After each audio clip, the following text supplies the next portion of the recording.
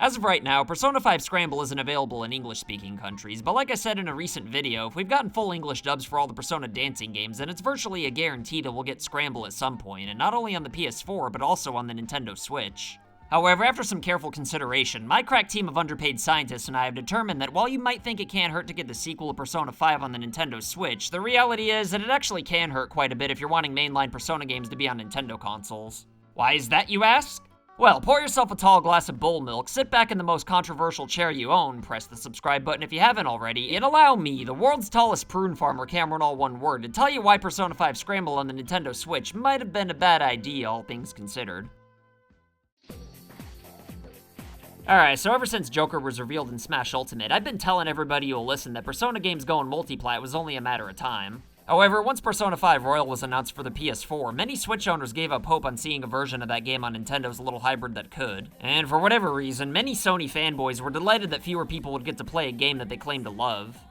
However, as disappointed as some Switch owners were to not have a chance to try the game that the new Smash Bros. Character was from, Atlus still threw him a bone by putting Persona 5 Scramble on the Switch, which is both a sequel to the original game in terms of story and a spin-off in terms of gameplay. A lot of fans of the series, including myself, still thought this was pretty cool. However, after seeing that the first week Switch sales in Japan were only 46,000 copies, while the PS4 version sold 115,000 copies, despite the fact that more people in Japan own Switches than PS4s, I started realizing why Scramble on the Switch might have been a bad idea. Honestly, I think 29% of the sales being on the Switch is still pretty decent, all things considered, but all I'm saying is that I hope the game wasn't supposed to be Atlus's big test on how bad Nintendo fans wanted Persona 5 on the Switch, because while I thought the Japanese demo was actually pretty fun, it's definitely not the same kind of game that made me fall in love with the series. And if you haven't played any of the previous games in the series, then I'd imagine the story wouldn't hook too many new fans who have no idea who most of these characters are. I realized how problematic this was when I was streaming Persona 5 Royal, and a sexy beast in the chat said that they wanted to try a Persona game out because of Joker being in Smash. And the main problem with that is that they asked me whether they should start with Persona Q or Scramble since they didn't own any PlayStation consoles. I mean, Persona Q is at least in the RPG genre, but it's still completely different from the mainline games, and beyond that, the main appeal to it is seeing the Persona 3 and 4 characters interacting with each other. I'm sure newcomers could still have fun with it, but if you've never played any of the previous games, then it wouldn't be nearly as cool.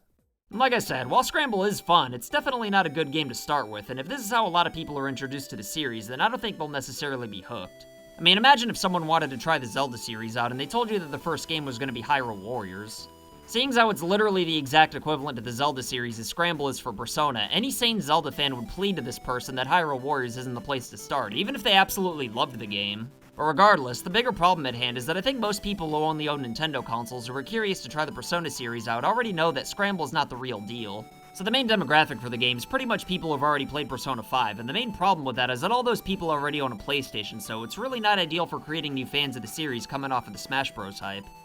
Plus, Switch fans who are already fans of Persona don't really have a reason to buy Scramble on the Switch outside of portability, which is definitely something to consider, but I still don't think it's enough to make Scramble the prime candidate for gauging interest. To be fair though, my worries are admittedly on the pessimistic side since I'm sure Atlus isn't stupid enough to think that Scramble's a good way to gauge interest in the core series on the Switch, nor can they think it's a good first game for newcomers of the series either.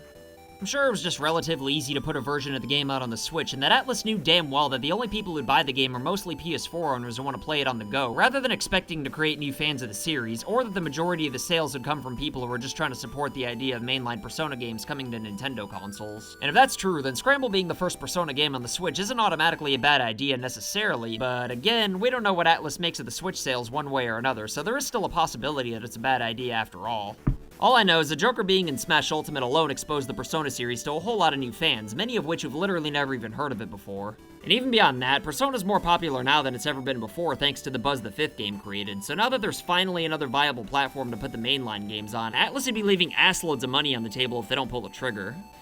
I don't know if Persona 5's locked to the PS4 for a little while, if Atlus just didn't feel like rushing a port of it to the Switch, or if they thought that porting the standard PS3 version of the game over would be weird with Royal being on the PS4. But that's really an entirely different topic altogether. However, if this video reaches 1 full like, then I'll go into more detail on that in the near future. All I'm saying is that whether or not we get mainline Persona games on Nintendo consoles, I just hope that Atlus knows better than to make that decision solely based on the Switch sales of Scramble in comparison to the PS4. Because, I mean, obviously it's going to be pretty far off, especially outside of Japan where more people own PS4s than they do Switches. But you know what, even if it is partially to gauge interest, 29% of the 1.64 million Persona 5 sales on the PS4 is still 475,600. And call me crazy, but I'm pretty sure Atlus would find that to be enough of a reason to justify a Switch port anyway, especially since it'd create new fans to grow the series. And seeing how the Switch sales for a sequel to a game that's not on the console, and also in an entirely different genre altogether, were probably from people who already own PS4s as well, then I'm pretty confident in my theory that 29% is the worst case scenario for the main game coming to the Switch anyway. And if you ask me, I'm pretty optimistic that Atlus realizes all this as well. But anyway, what do you think about Persona 5 Scramble being on the Switch? Do you think it's Atlus testing the waters, or do you think it's just a matter of frigate why not port it over, regardless of whether or not they plan to bring the main series over? Either way, vote in the poll, let me know what you think in the comments below, and as always, I'll try my goddamnedest to respond to everybody. But let me tell you, if there's two people who I think would make great Nintendo Switch ports, then it'd definitely be today's patrons of the day, Mr. Cool Kid with a bunch of X's and the Vidya Bros. If you want to be badasses like these two, then consider supporting FU Game Crew on Patreon for loot boxes and all kinds of wacky rewards in the mail. And if you want to make cameos, then send pictures or videos of you rocking any FU Game Crew merch doing whatever you want as long as YouTube allows it, like these badasses you see before you. And as always, like and share this video if you want to help this channel grow, and if you want to prove that you're not down with registered sex offenders, then go right ahead and press that subscribe button if you haven't already. Also, I'm going to be streaming on Twitch at CameronAllOneWord whenever I play games from now on, so feel free to come hang out and heckle me sometime. My name's CameronAllOneWord, and I'll be back with more videos soon. So I want to say thank you to your loyalty, thank you for your support.